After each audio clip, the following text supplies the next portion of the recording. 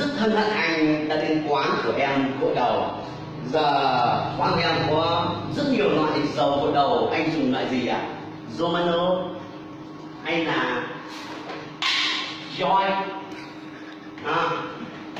hay là Sơn Siêu? Bentin thì được, chơi Bentin, ok, chơi Bentin. Rồi anh đã chơi Bentin, ok. Rồi thì em choàng cho cẩn thận. Yên tâm, em vội đàng hoàng lắm, em yên trí. Em ở đây em làm thương hiệu uy tín rồi, quán Tuấn Tú là biết tiếng tăm rồi thế nào rồi đúng không? Đó. Ok, rồi. Rồi. Em sẽ gội cho anh đàng hoàng, anh cứ bình tĩnh.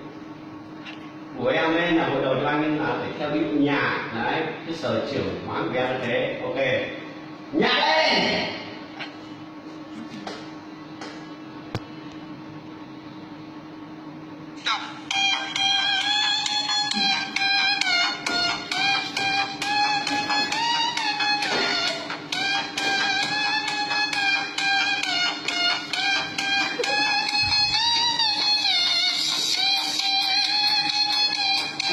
Anh nhắm mắt vào, anh đừng mở mắt ra.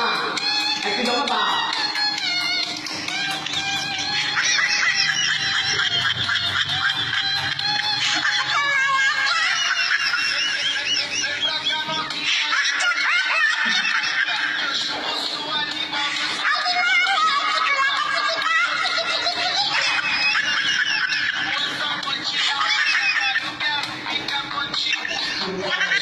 Nhắm mắt vào, ngoài ơi.